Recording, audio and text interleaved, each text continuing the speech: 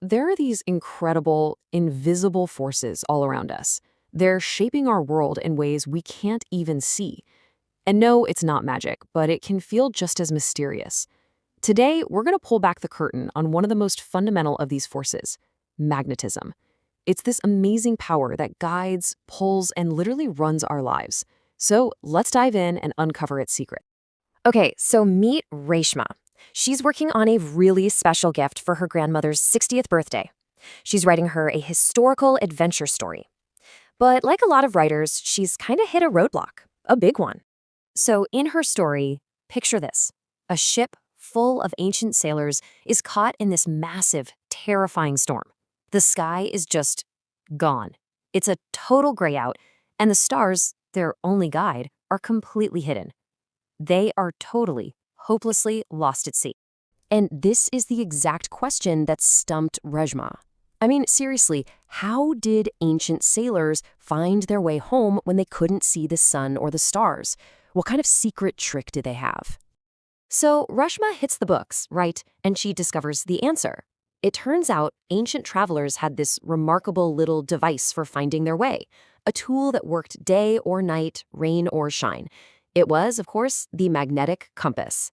And finding this out really got Reshma curious. I mean, she'd seen magnets her whole life, stuck on refrigerators or in pencil cases, but she never really stopped to think about how they actually work. What is this invisible force that a compass uses to point the way? All right, let's start with the absolute basics. If you take a magnet and just wave it over a bunch of different objects, you'll see something pretty strange. It'll snatch up a paper clip in a second, but it will completely, totally ignore a plastic ruler. Some things feel the pull, and others, well, they feel nothing at all. So here's the key. Only certain materials are actually affected by this force. We have a name for them: magnetic materials. And the three most common ones you'll run into are iron, nickel, and cobalt. Pretty much any magnetic thing you see is going to have one of those metals in it.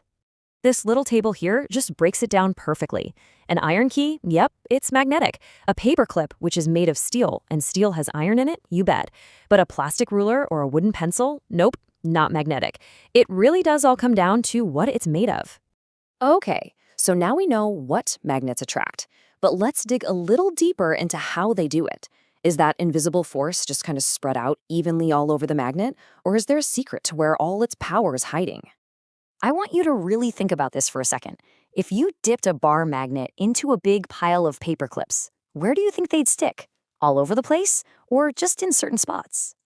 Well, check this out. This is what happens when you sprinkle tiny iron filings over a bar magnet.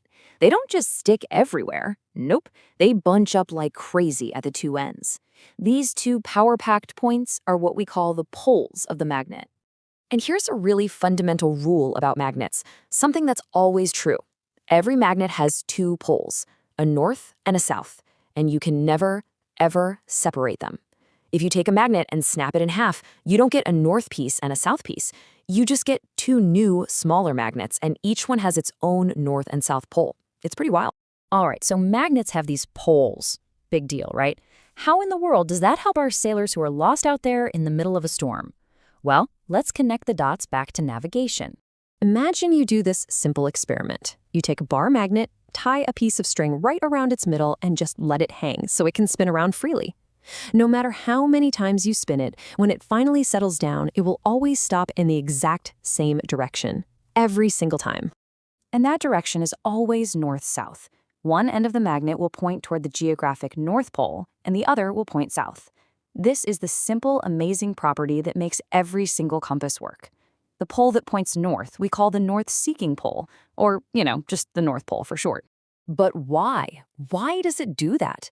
The answer is just mind-blowing. It's because our entire planet, the Earth itself, is one gigantic magnet. It has its own massive magnetic field, with its own north and south poles. That little magnet in your hand is just lining itself up with the huge one it's sitting on. So a magnet can tell us which way is north? Awesome. But what happens when you bring two magnets close to each other? Well, this is where that invisible force gets really fun, and it all comes down to two very simple but very powerful rules. The rules couldn't be simpler. Opposites attract and likes repel. If you bring a north pole near a south pole, they'll pull right together. But if you try to push two north poles together or two south poles, they'll push each other apart. You can actually feel that invisible force pushing back. And this little setup shows it perfectly. See how one magnet is sitting on some pencils so it can roll freely? If you bring an opposite pole near it, it gets pulled closer. But if you bring a like pole near it, it gets pushed away. That's attraction and repulsion right there in action. Now, once you understand these rules, it opens up a whole world of possibilities, from super complex tools to just having fun with this amazing invisible force. But, with all this power comes a little bit of responsibility. Okay, this is one of the coolest things about magnetism. The force can pass right through things that aren't magnetic. So a magnet on the outside of a glass of water can still grab a paperclip on the inside. The magnetic field just goes right through the glass and the water like they're not even there. But listen, magnets aren't invincible. They can actually lose their power. If you heat them up, drop them over and over, or hit them with a hammer, you can actually mess up their internal structure and make that invisible force way weaker. So you gotta treat them with a little bit of care. And if you want to keep them safe and strong for a long time, there's a proper way to store them. You should keep bar magnets in pairs, with their opposite poles right next to each other. A little piece of wood keeps them separated, and then these soft iron bars called keepers go across the ends to complete the magnetic circuit and keep them powerful.